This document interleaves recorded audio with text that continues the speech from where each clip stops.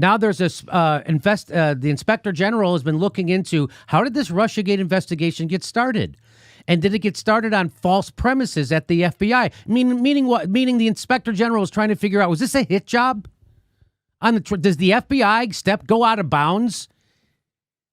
Did they overreach their constitutional authority and act like unelected arbiters of how our election should go? Yes, they did. But that's the question, right? So here it is.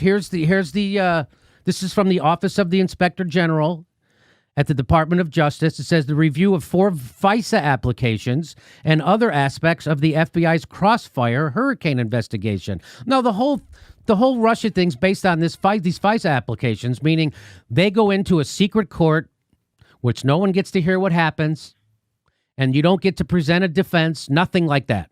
It's just the FBI goes in and meets with the judge, and they go, look, this is all the evidence, and we say it's true. And the judge goes, well, if that's true, go ahead. You can tap everybody's phone in the White House. That's what a FISA warrant is. And you can read every email and listen to every phone call. That's what a FISA warrant is. And so the whole point of it, they're looking into, well, was it on the up and up? Did they lie to the FISA court?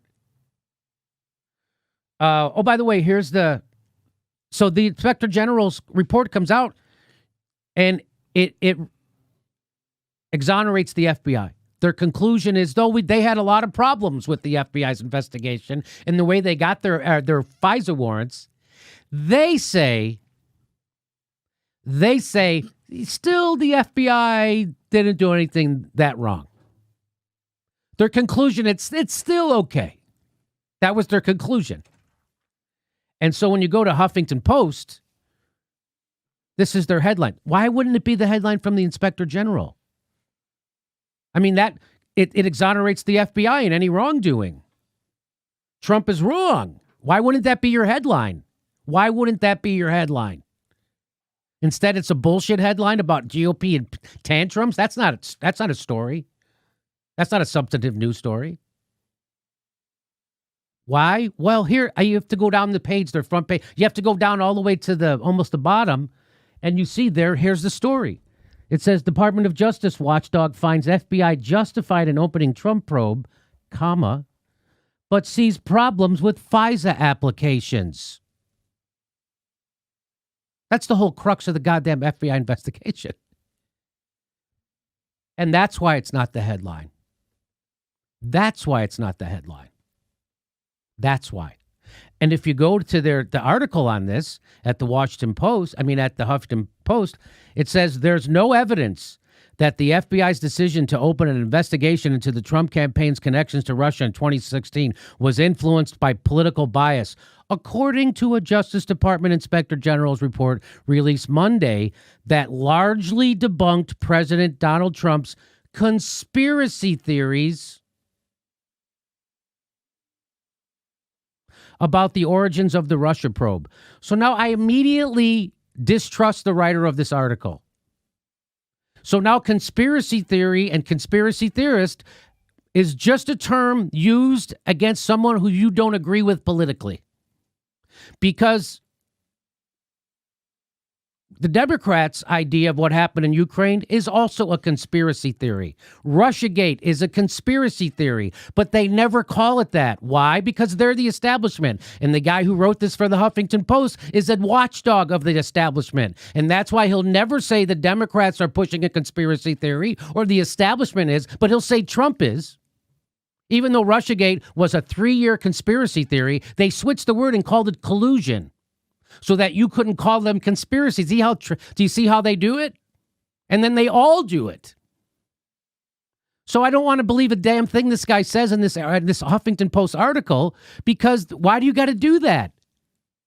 I know why you got to do that, because you're pushing propaganda. That's why. Why else would you do that? Why wouldn't you say, which debunks or contradicts President Donald Trump's assertion about, why wouldn't you just say his assertion?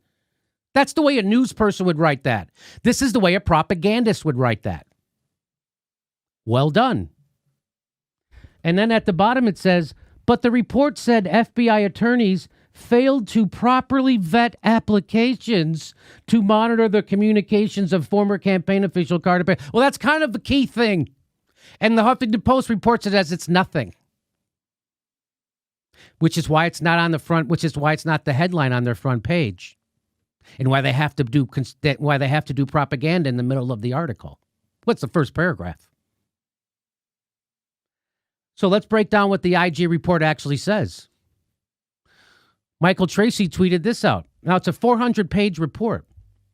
Let's find out what's in it. Michael Tracy says, the IG report says that Carter Page FISA request drew almost entirely from the Steele dossier to establish probable cause that Page was facilitating a well-developed conspiracy between Russia and Trump. This was such an enormous fraud. So I'm going to break that down for you. The IG report says the Carter Page FISA request drew, so Carter Page, Papadopoulos, two tangentially barely connected with the Trump administration campaign, they go and work these guys and get a FISA warrant through these guys. And here's what it says. So by the way, it says it was based on the Steele dossier, which has been discredited. Do you know what the Steele dossier was? The Steele dossier was Hillary Clinton and the Democratic Party paying a foreign spy, this guy Steele, to dig up dirt on Trump. And where did he go to dig dirt up? He went to Russia.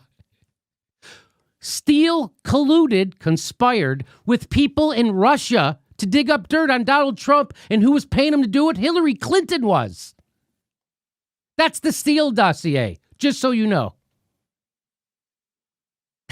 That's the Steele. That's where they claimed Trump got peed on. No, totally just made up. Totally made up. And here it is from the report. I'll read it. It's the first line. I'll read you this is from the IG report, and I'll read you the first line.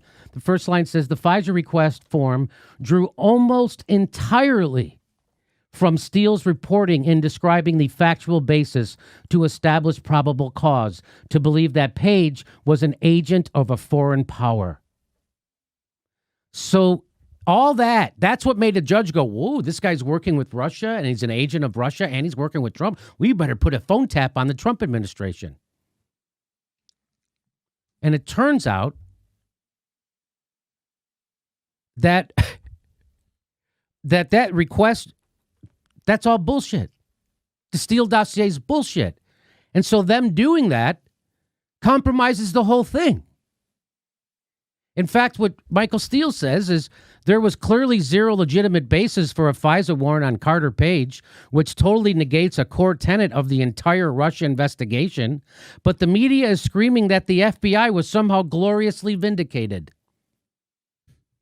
And they weren't. The FBI using outright fabrications and omitting key countervailing facts to obtain a FISA warrant on a U.S. citizen. So the FBI goes to the FISA court, they give them false information, and then leave out the real information that would be exculpatory. That's what your FBI is doing. That's what they did. They went to the FISA court and lied. They used a phony BS opposition research, and they held back the part of it that would have actually hurt their case. I'll read it again. FBI using outright fabrications and omitting key countervailing facts to obtain a FISA warrant on a U.S. citizen, maybe the most invasive form of surveillance available to the U.S. government, is a gigantic civil liberties scandal, but expect most media to ignore and downplay this, which is exactly what I showed you the Huffington Post is doing. FBI official told the Inspector General, get this, FBI official told the Inspector General that the Steele dossier, he would not have thought they could establish probable cause without the Steele dossier. So without the Steele dossier, this thing that's completely debunked, was paid for by Hillary Clinton, was gotten by a foreign spy who paid for information from people inside Russia and the Kremlin, according to him.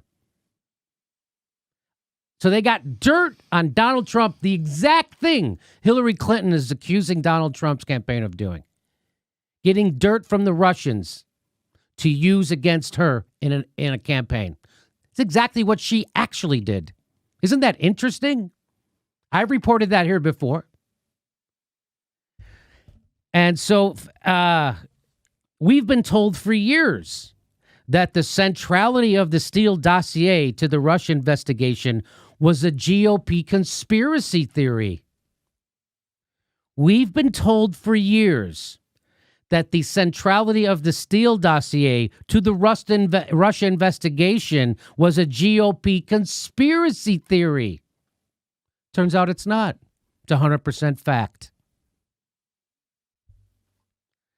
The Inspector General report explicitly faults FBI for never disclosing in multiple FISA applications that Christopher Steele was desperate that Trump not get elected and passionate about him not being the U.S. president.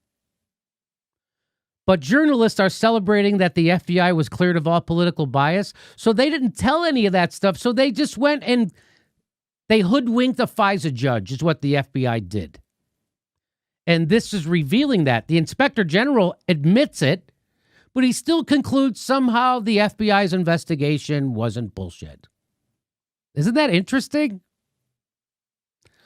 It's strange how snarky and Kool-Aid journalists are focusing on how this IG report supposedly undermines QAnon, as if crackpot internet trolls are the paramount issue here, instead of enormous civil liberties violations at the high. So what journalists are doing is like, see, you guys are all nuts about QAnon. That's not what anybody's talking about. We're talking about the massive, enormous civil liberties violations and the lying by the FBI and the inherent corruption of the FISA court. Yeah, I mean, what we should be talking about is, okay, if they can follow this process for somebody who is the president of the United States, a very powerful position, what kind of process could they follow for just a general person? Right? How easily could they get exactly what they want for any given person on the planet? Oh, wow, Ron. That's a scary thought. Like if they want to, like, let's say I somehow stumbled onto a piece of information that was going to blow open a story about an illegal war. Let's say someone sent me something or stumbled on. They got to shut us down. Mm-hmm. They've already tried to discredit us. They've already paying people to write smear articles. The government is paying people to write smear articles on us. So, which means we're over the target, right? They wouldn't not do that. They wouldn't do that if we were fucking idiots and we didn't know what was happening. We weren't over the target. That's what that's saying. You catch a lot of flack when you're over the target. And so, if they can, what Ron is saying, if they can do this to a president to get a tap on all their phones, every email, imagine what they could do to you. Imagine. Yeah. People will point to this. I want to show you this. This is also in the report, which doesn't make sense. So remember in the report, it says we relied almost exclusively on this dossier to get the Carter Page FISA warrant, which is, as he points out, was a key tenet of the Russia investigation. But here, the report, the Inspector General concludes, it says 485. It says, we determined that the election reporting from Christopher Steele played no role in the opening of Crossfire Hurricane. What? That doesn't make sense. That doesn't make sense, which is why Durham and Barr reject the Justice Department's Inspector General findings that tend to clear the FBI in the Trump-Russia probe. So this is Durham.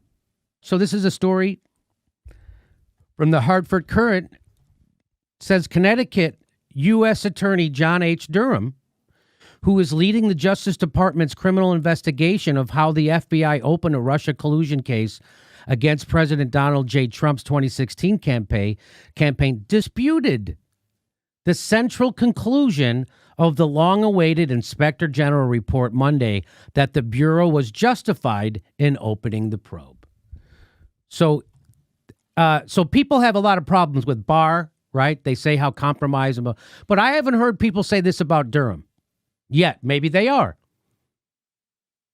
But he just got bipartisan agreement to become U.S. attorney.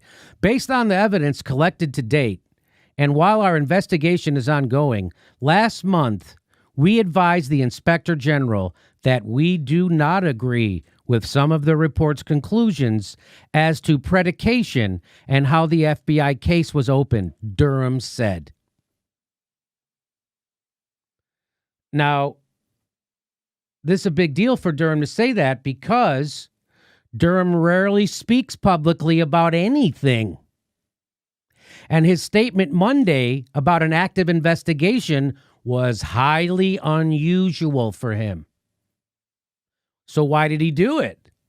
Well, a source said he was responding in part to a news account from Washington a week ago that said he believes mistakenly reported that he knew of no evidence that could contradict Horowitz's conclusion. That's the Inspector General. In other words, somebody said, hey, Durham's cool with all this, by the way. And he was like, whoa, wait, no. So it was being reported, he's in the news, that Durham is cool with the Inspector General's report and their conclusions. That's being reported. And he's like, that's not correct. That's why I'm coming out today to say no. Do not agree with the conclusions. There it is. We do not agree. So also, Attorney General Barr said the Inspector General's report now makes clear that the FBI launched an intrusive investigation of a U.S. presidential campaign on the thinnest of suspicions that, in my view, were insufficient to justify the steps taken. It is also clear that from its inception, the evidence produced by the investigation was consistently exculpatory. So he's saying when they were investigating Russiagate, what they kept finding was information that actually exonerated the president. That's consistently exculpatory. That's what that means, right, Professor? So, nevertheless, the investigation and surveillance was pushed forward for the duration of the campaign and deep into President Trump's administration. Barr was particularly critical of repeated FBI applications made to the FISA court for 4 warrants targeting Trump campaign volunteer Carter Page, a U.S. Naval Academy graduate who interacted frequently with Russians as an energy consultant. In the rush to obtain and maintain FISA surveillance of Trump campaign associates, FBI officials misled the FISA court, omitted critical exculpatory facts from their filings, and suppressed or ignored information negating the reliability of their principal source. So what he's saying is, and we all knew that's how, I'm sure they do that with every FISA case. It's just now we have an attorney general looking into it. Because remember, the FISA stuff's all secret. Trump had to declassify the FISA court hearing stuff so that they could look at it. So I'm pretty sure it's pretty well known. I know, and Bill Binney knows it, that the FBI lies to the FISA court on the regular. And so the fact that the FBI officials misled the FISA court to get a surveillance wiretap on the Trump campaign is not surprising at all. That's what they do. And of course, when they investigated, they found out that they did that. And they also found out, even worse, they kept back information that contradicted them. The Inspector General found that the explanations given for these actions unsatisfactory. So even the Inspector General's report said that the explanations given for those actions around the FISA court were unsatisfactory. Yet the Inspector General still concluded the FBI was A-OK. It was still okay. While most of the misconduct identified by the Inspector General was committed in 2016 and 2017 by a small group of now former FBI officials, the malfeasance and misfeasance, that's two different words? Two different feasance, man. Wow. Detailed in the Inspector General report reflects a clear abuse of the FISA process. Now, we told you, I don't know if, but that's just a matter of case. When Bill Binney came on the show, he explained how this works. And I expected them to find way worse stuff. Well, they found it that they lied. I don't know. Does it get worse than that? The FBI's lying and they're misleading the FISA court. Why is that so bad? Because there's no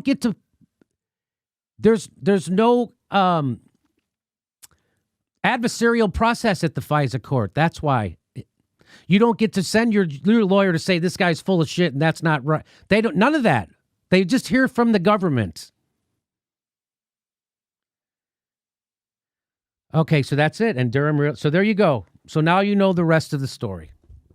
And let me throw it to my panel. Is it surprising at all?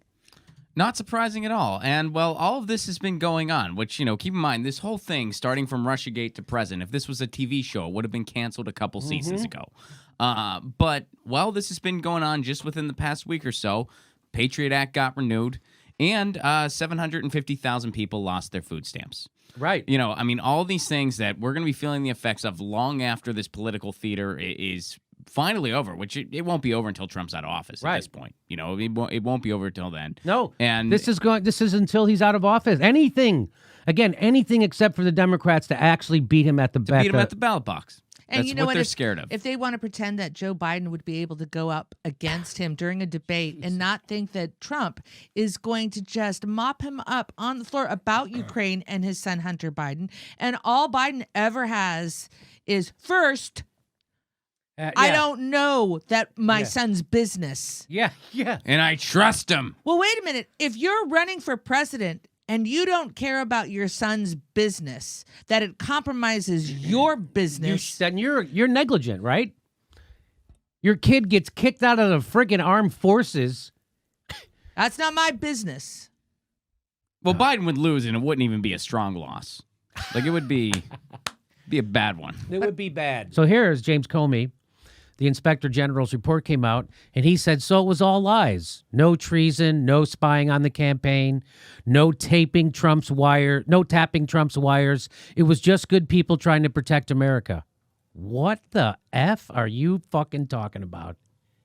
What? I don't even know what he's talking about. And then he says, FYI, I offered to go on Fox and Friends, so he knows most people aren't going to read the Inspector General report. That's what he's counting on. 99.999% of the people in the country aren't going to read that report, so they're not going to know what's in it, and we're going to show you a little bit what's in it right now. He says, FYI, I offered to go on Fox and Friends to answer all questions. He's a very tough guy. He's very tough. He's courageous. He's not afraid of anything. I can't change their viewers on Donald Trump, but hope to give them some actual facts about the FBI. They booked me for tomorrow at 8 a.m. They just canceled. Must have read the report. Sounds like you didn't read the report. Here's Maria Buttafuoco inviting you on her show, and you ducked it. Ha! So she says, why don't you join Mornings with Maria on Fox Business or Sunday Futures on Fox News? We'd love to have you. Let me know. 3,500 likes. I don't think he's let her know yet. Let's see. Maybe he will go on. We'll see. He didn't respond to her tweet this is right underneath his, and it's got 3,005 likes. So he knows about the tweet. By the way, I love this. She goes, translation, Comey and company lied to the FISA court in order to spy on Obama's campaign on Trump's campaign at the behest of Obama and Brennan. That's what really happened. I go open invitation to come on the Jimmy Dore show and defend the reputation of the FBI. I can't wait. 1.3 thousand likes. He still hasn't responded. He's going to respond and be like, "You're not Fox News. You're not Fox News. They're the ones that canceled on me." It's so easy to dunk on these guys. You know, like I showed you yesterday or the day before, or Friday, I don't know what day it was. But I showed you that the impeachment trial is such a shit show. They're so horrible that Sean Hannity gets to look good. Sean Hannity gets to become a truth teller, right? That's how bad the you prop up not only Trump, you prop up the Republicans.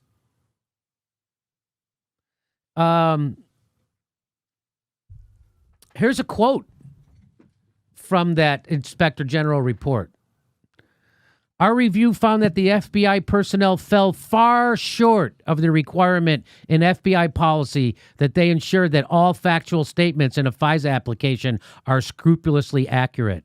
Fell far short, meaning they lied to the FISA court. So if there isn't an adversary to check them, meaning check the FBI, they're going to lie. That's who the FBI is. That's who James Comey is. That's who Robert Mueller is. They're professional liars. Professional liars. So James Comey not coming on the show. He's not gonna accept our invitation. He's not gonna come on the show. Sure, he can go talk to a bunch of morons on Fox Morning, Fox and Friends.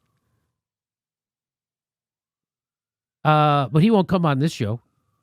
No way. No way. Come see our live show. We're going to be in Honolulu on December 27th. We'll be in Portland, Oregon, and then we go to Tempe, Arizona, San Jose, California, Sacramento, Miami. Go to jimmydorcomedy.com for a link for all the tickets for all our live shows coming to a town near you, and become a patron or support the Jimmy Dore Show. We give you hours of bonus material every week. Go to jimmydorcomedy.com, become a premium member. Thanks for your support.